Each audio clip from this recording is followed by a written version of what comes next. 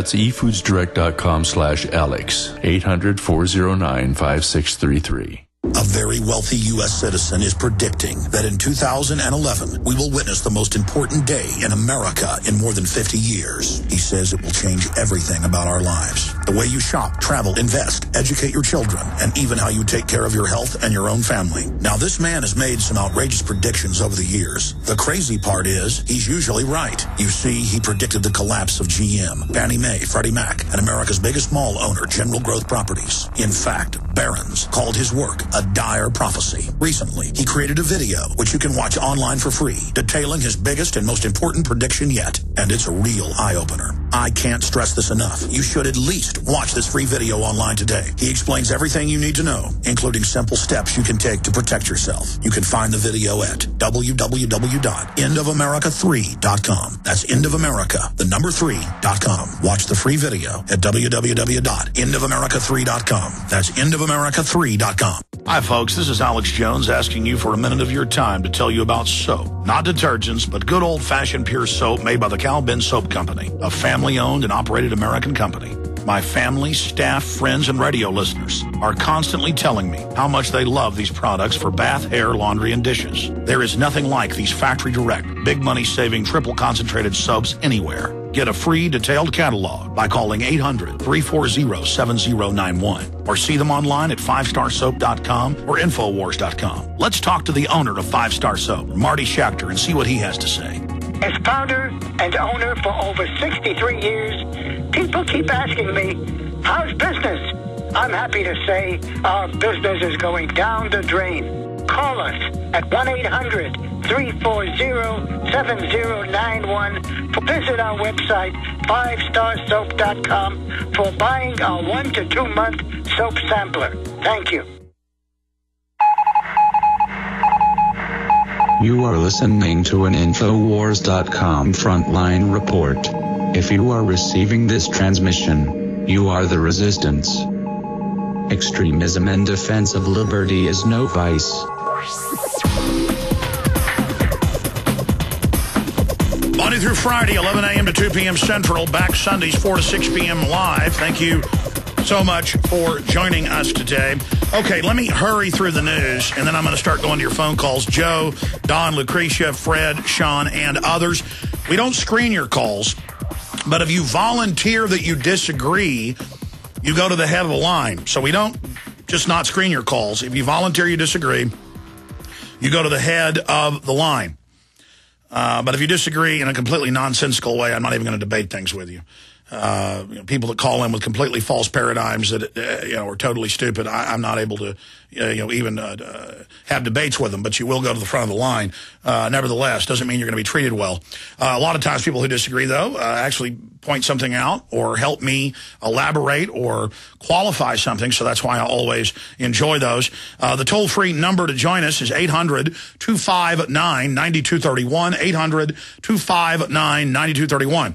So getting back to the IRS awards $4.5 million to whistleblower, an in-house accountant who raised a red flag about a tax lapse that his employer then ignored, leading him to tip off the IRS, has received $4.5 million IRS whistleblower award. The accountant's tip netted the IRS $20 million in taxes and interest from the errant financial services firm. The award represents 22% cut of the taxes recovered. The program, designed to encourage tips in large-scale cases, mandates awards of 15 to 30% of the account recoup. It ought to encourage a lot of people to squeal. Senator Charles Grassley told the Associated Press the Iowa Republican helped get the IRS whistleblower office authorized. And the IRS mailed the accountant's lawyer $3.24 million check with taxes out of it that arrived in suburban Philadelphia by first-class mail Thursday, because the accountant can't be trusted to pay the Federal Reserve their cut back. The sum represents the award minus 28% tax hit, and it goes on. It's a win-win for both the government and taxpayers. These dollars that are there being returned to the Treasury that otherwise wouldn't be, said his lawyer. Now, what's happening here? What's happening? This ties into the government shutdown, and I want to get to something that's sophisticated, but at the same time very simple. but an idea that if we can get it across to Republicans and Democrats, people still caught in the controlled paradigm, can really unlock minds. You see, notice what the banker owned and run and financed, in many cases directly by the Federal Reserve, MSNBC, CNN, local newspapers, it's all come out. They're being secretly paid by the Federal Reserve, your tax money. Totally illegal. Congress ruled that in 2006 when Bush was doing it through subsidiaries that it was illegal. Headlines, fake news ruled illegal by CBO investigation. What's happening here? The globalists are masters at creating crises that enrich them and expand their power on the front end. And then when their actions wreck and damage society and destabilize society and make people poorer, they then pose as the saviors. Very simple. Problem, reaction, solution. Hegelian dialectic. Create a crisis, then have their media say, what are we going to do about it? What's the solution? They bring on their panel of experts on every channel for months to tell you this is the answer. Then the public says, well, then do something about it. Then sometimes they'll even have establishment people who financed it to begin with act like they're against it. Please don't throw me in the briar patch. Just like in 1913, it came out that many of the big papers owned by the private banks here in the U.S. had bank heads against the Federal Reserve Act saying, no, don't do it. We're against it. It turned out, of course, a year before, they had secretly met at Jekyll Island, Georgia, and they now brag about this and write books about it. And they had a meeting earlier this year for the 100th anniversary. And they, of the first group of meetings, and Greenspan got up there and bragged about how great it was and how good it was and how they established their hegemony through the system. And so I said I'd make this simple, but there's so many points that go into it. To recap my beginning, they create the crisis, then they offer the solution, and many times then they even come out and attack the solution they've created that gives them more power, knowing that people are sophisticated but not sophisticated enough to realize that they're actually the authors of the very program that they're now saying they're against, because they know you at least are aware enough to understand that they're the bad guys. Okay? So it is a multifaceted deception, a con.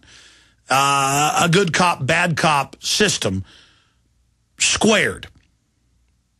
A tissue of manipulation where they give you false choices within a system that's already been basically geared towards their aims of hegemonic consolidation of power. So, that said, what's happening with this government shutdown? Same thing that happened back in the mid-90s.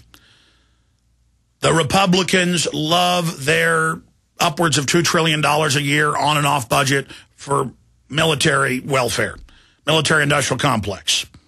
Eisenhower warned you about it, but if you say we're spending too much, we're in trouble, they call you a communist and decry you, and I guess they'd call Eisenhower that then. President Eisenhower, Dwight D. Eisenhower. So the Republicans love that welfare. The Republicans have been trained, and the Republican minions have been trained, that corporations can do no wrong, they're good, government's bad. They don't understand that the mega corporations are different than local corporations or businesses, and are using government and regulations to shut down their competition and getting the lion's share of corporate welfare, not just the upwards, it's like $1.9 trillion a year. With this new Libyan war, they're talking about it at the end of it being a cool $2 trillion. Along with some other new military operations and expansions. And you've got the other corporate welfare operations where they write the loopholes, where they can move offshore but still be based here, and Google can pay 2.4% tax. General Electric pays 0 tax. If you look at most of the big Fortune 100, on average, they're paying very little tax. Sure, their employees are paying tax. Some of their CEOs are paying tax. But overall, most of it's been moved to the Cayman Islands, to Switzerland, and for every dollar they're paying, there's hundreds of dollars being hidden. And that's not debated. And then they'll say, oh, we've got to do something about that. We've got to have global regulation to stop the tax havens, the tax shelters. And then they go and raid $1 million tax shelters and $10 million and $20 million tax shelters in Switzerland, not the billion and 50 billion and 125 billion secret bank accounts. They just put on a show, kind of like the 376 billion laundered by Wachovia and Wells Fargo in 2-year period out of Mexico, actually running the aircraft, running the operations. They get a $101 million slap on the wrist, 0.3%, which I liken to, I come out of a bank, I've robbed $1 million, I'm loading in the back of a van, the cops pull up, and they say, Mr. Jones, we want 0.3%, that'll be $3,000. That's how this works. And I said I would, again, go through this sophisticated model of their disinfo, but I'm just setting the table here before I go to your calls to getting to the crux of the matter. Just as the banksters engineered the Federal Reserve Act takeover and the income tax, just as the banksters engineered the implosion of the economy, and when it didn't fall fast enough, they came and said, we're going to have a depression unless you give us unlimited trillions in October of 2008.